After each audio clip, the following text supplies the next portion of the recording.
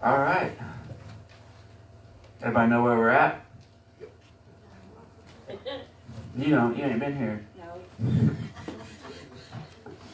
We're in church. Glad you're feeling better, though. I feel a little bit better. Still a little bit A little bit. rough? Yeah. It'll go away. I hope. Yeah.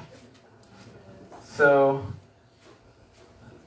I wanted to do all of the New Testament before I started cherry picking the Old Testament out, but a couple people were asking me, and I kind of thought about it a little bit. This was what I came up with a long time ago when I first started.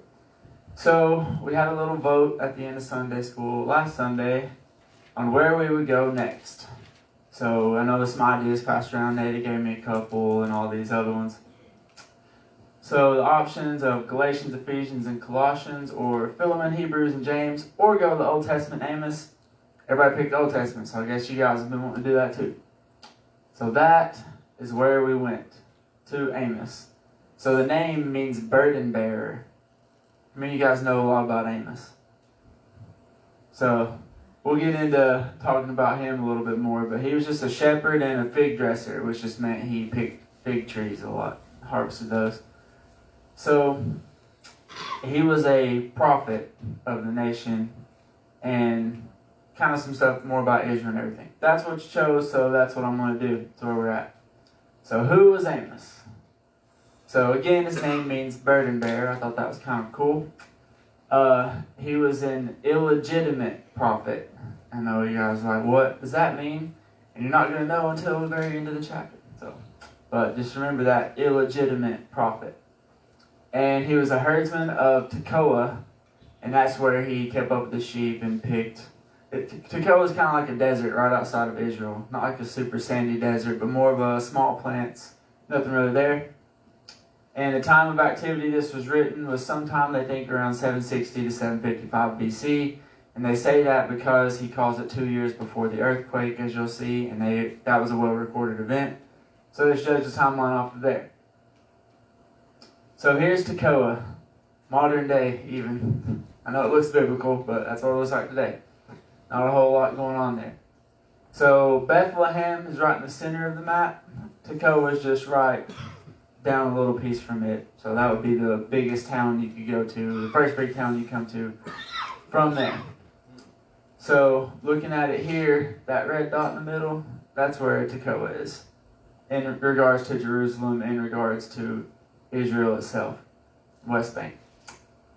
So let's get into it. Amos 1. The words of Amos, who was among the herdsmen of Tekoa, which he saw concerning Israel in the days of Uzziah, king of Judah, and in the days of Jeroboam, the son of Hoash, I guess. I've heard that word pronounced good before, but king of Israel, 2 years before the earthquake. So this is right before an earthquake happened.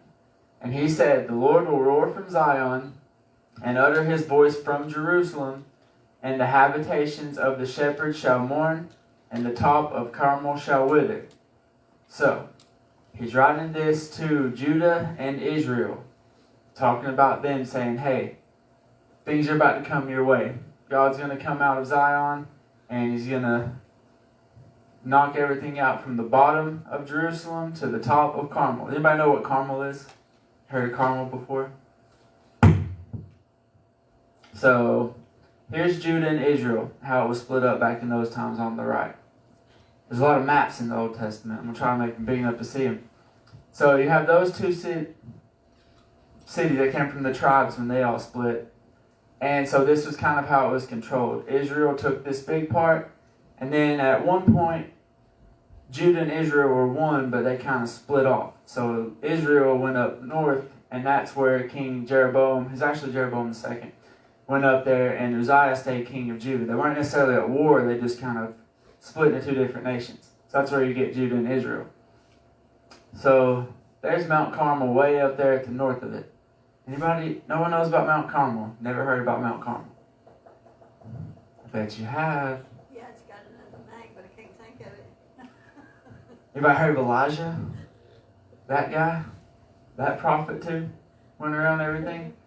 So, this story, when I first started getting back in church, if the story wouldn't leave me alone. Not that I couldn't stop thinking about it, is every church I would go to and visit, that would be what they would be talking about, that story. Me and Eric went to the bridge to Bible study. Guess what they talked about? This story. I went to a Bible study at my friend Tiffany and Tony's house. Guess what they started talking about? That story. For some reason, we weren't even on that. We were on some Old New Testament stuff. And it was just every time I would go to a new church, they'd be talking about it. So this is funny when Mount Carmel came up. So 1 Kings 8, in Amos we'll be going a lot to 1 and 2 Kings as well, because it kind of correlates with it. But 1 Kings 18:22, then said Elijah to the people, I, even only I, remain a prophet of the Lord, but Baal's prophets are 450 men. 450 people. So this is when, you remember, Baal had a bunch of people, and Elijah wasn't having it, so he went up there and challenged them all to an altar burning contest, I guess. So let them therefore give us 2 bullocks, and let them choose 1 bullock for themselves, cut it into pieces, lay it on wood, and put no fire under it. And I will dress the other, and lay it on wood, and put no fire under it. Call ye on the name of your gods, and I'll call on the name of my gods, or my God, and name of the Lord, and the God will answer by fire, let him be God. And all the people answered and said, it is well spoken. So challenge accepted. Bad move. You know those prophets of Baal were like, man, I hope he lights this on fire. Has he lit anything on fire before? I was like, no, I don't even know if he's real or not. Okay, well, now this crazy guy's challenging us, so anybody know what happened after that?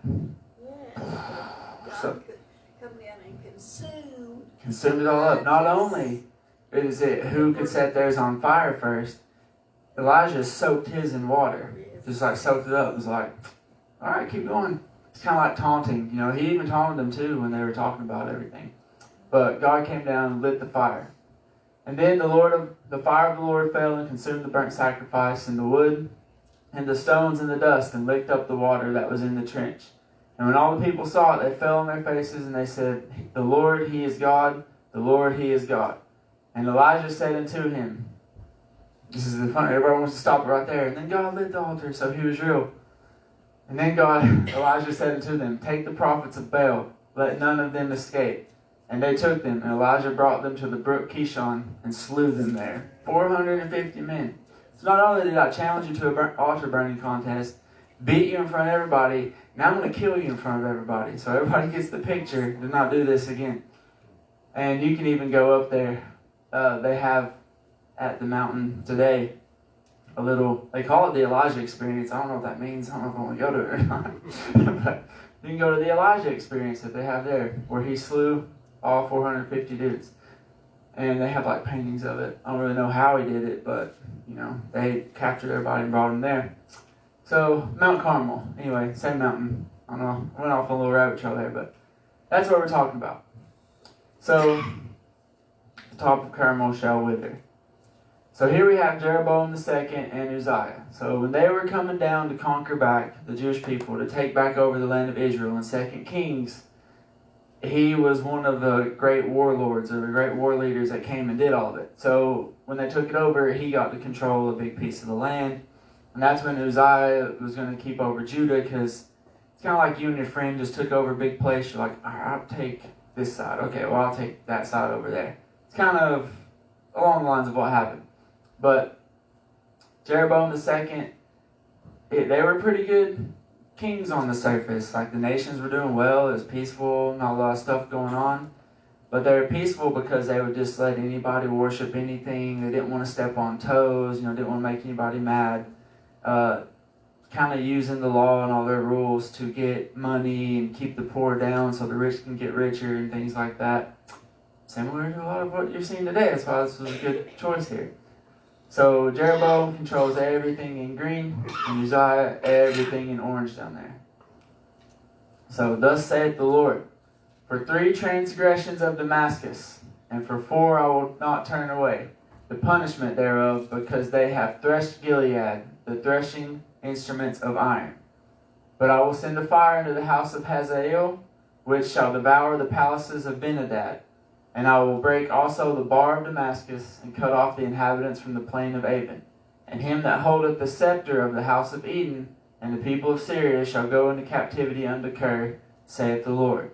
So they're like, whoa. And instead of breaking down every single one of these names and stuff like I did yesterday to show all you guys, it talks about it again in 2 Kings. And so again, we're going back to Elijah. And the king said unto Hazael, Take a present in thine hand, and go and meet the man of God, and inquire of the Lord by him, saying, Shall I recover of this disease? So there's a king, he got sick. He's like, hey, there's this guy named Elijah. He'll know. He's a man of God. Go ask him if I'll be all right. And so Hazael went to meet him and took a present with him, even of every good thing of Damascus, 40 camels and burden, and came and stood before him. So he brought 40 camels worth of stuff to Elijah, the dude that lives up in the mountains and burns altars and kills people and stuff. So you get a lot of clout when you're that kind of person for God. When that's all you live for, God's got your back in everything. And thy son Benhadad, king of Syria, hath sent me to thee, saying, Shall I recover of this disease? And Elijah said unto him, Go, say unto him, Thou mayest certainly recover, howbeit the Lord hath showed me that he shall surely die. And Hazael said, Why weepeth my Lord? So then Elijah started crying in front of this guy. So he said, Why weepeth? And he answered, Because I know the evil that thou wilt do unto the children of Israel. Their strongholds wilt thou set on fire, and their young men wilt thou slay with the sword, and wilt dash their children, and rip up their women with child. And then, can you imagine you go to let's say I went to Sean and I was like, hey, Dad's sick, you think he'll get better? And Sean's like, dude, you're going to kill everybody. What? He's like, yeah, you're going to slaughter Rutledge. What are you talking about? It's kind of exactly what he says. So, and Hazael said, But what? Is thy servant a dog that he should do this great thing? He's like, you think I want to kill everybody in Israel? Why would I do that? It doesn't make any sense. And Elijah answered, The Lord has showed me that thou wilt, and thou shalt be king over Syria.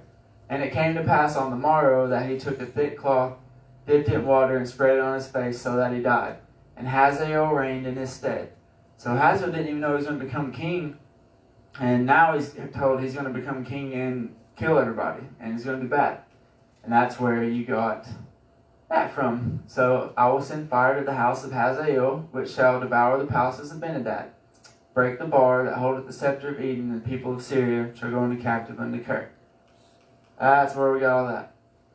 And thus saith the Lord, For 3 transgressions of Gaza, and for 4 I will not turn away the punishment thereof, because they carried away captive the whole captivity to deliver them up to Edom. So Edom was another little place around there, and everybody that got captive, they would just take care of that city. But I will send a fire on the wall of Gaza, and shall devour the palaces thereof. And I will cut off the inhabitant from Ashdod, and him that holdeth the scepter of Ashkelon. And I will turn mine hand against Ekron, and the remnant of the Philistines shall perish, saith the Lord God. So when he's talking about all these places, Ashdod and Ekron, most of these places are little bitty towns like Tate Springs, Bean Station, and all of that. Some will have walls, some will have palaces, and some are really hard to find pictures of, because I don't have a lot of it. But thus saith the Lord, For 3 transgressions of Tyrus, and for 4 I will not turn away the punishment thereof, because they delivered up the whole captivity to Edom, and remembered not the brotherly covenant. But I will send a fire on the wall of Tyrus, which shall devour the palaces thereof. And for 3 transgressions of Edom. So there's a lot of transgressions going on in the area, but pay attention to it. I will not turn away the punishment thereof, because he did pursue his brother with the sword, and did cast off all pity, and his anger did tear perpetually, and he kept his wrath forever. But I will send a fire upon Timon, which shall devour the palaces of Bozrah. So everybody that Amos is calling out right now is a place kind of around Israel, and he's kind of saying it's coming for everybody. It's coming for all of you because of your transgression. He tells them what they did and what's about to happen because they did it. Thus saith the Lord, For 3 transgressions of the children of Ammon, and for 4 I will not turn away the punishment thereof, because they have ripped up the women with child of Gilead. We just heard about that a little bit. That they might enlarge their border. But I will kindle a fire in the wall of Rabbah, and it shall devour the palaces thereof, with shouting in the day of battle, with a tempest in the day of the whirlwind. And their king shall go into captivity, he and his princes together, saith the Lord. So there's, I think, 4 or 5 already of the cities around there that God's telling them what they did wrong, why they're about to be punished for it, and what the punishment's about to be. So, goes into Amos 2 a little bit here. So thus saith the Lord, for 3 transgressions of Moab, and for 4 I will not turn away the punishment thereof, because he burned the bones of the king of Edom in lime. But I will send a fire upon Moab, and it shall devour the palaces of Kerioth, and Moab shall die with tumult, with shouting, and with the sound of a trumpet. And I will cut off the judge from the midst thereof, and will slay all the princes thereof with him, saith the Lord. So, there's a lot of transgressions going on. A lot of 3 transgressions, but for 4 I will not turn away the punishment. So that either means that a lot of them have just broken their lines, or their final straw, the 4th straw, or here's your warning, you've broken it 3, and for 4 God's not going to let up. Because right now, everything that's going on in Israel, we'll get to later, I don't really want to spoil a lot of it, but they are worshiping a lot of other gods. People are like, oh, that's cool. Like, hey, we worship our God in this temple, but you guys are paying us a lot of money, and we want to keep the relationships good. So why don't you just build your temple in here with us, and you can come worship when we're not here? Kind of like, the Muslims and the Catholic and the other temples that are like all 3 in one now. Like, hey, we're not here. It's you guys' turn. Worship centers, they call it. They kind of had those. And not only that, they would accept all these offerings and everything and make the rich really, really rich. And the poor, of course, would then become really, really poor. It's kind of cutting out the middle class. So this is a trick as old as time, but they would lend some people money. And when they lend them money, they would increase the interest and interest and interest to where that person could never pay it back. So then Timothy would come up, or some other guy, and be like, hey, I know he's $100,000 in debt. I'll pay you $100,000. He was like, cool, he's your slave now, because he owed $100,000 and you paid off his debt. So now, until he pays you $100,000, you own him. So they were doing that to everybody, left and right, and creating just all these slaves out of it. And Amos is over here in the field with some sheep, picking figs, and he was like, are you not the same people that were slaves in Egypt?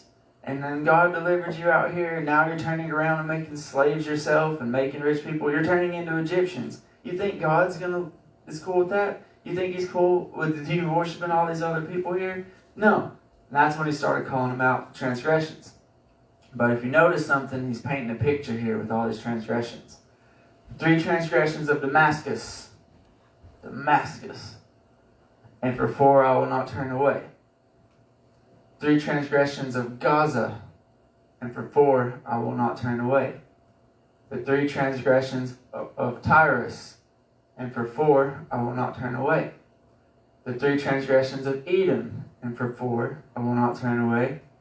3 transgressions of Ammon. And for 4 I will not turn away. And the 3 transgressions of Moab. And for 4 I will not turn away.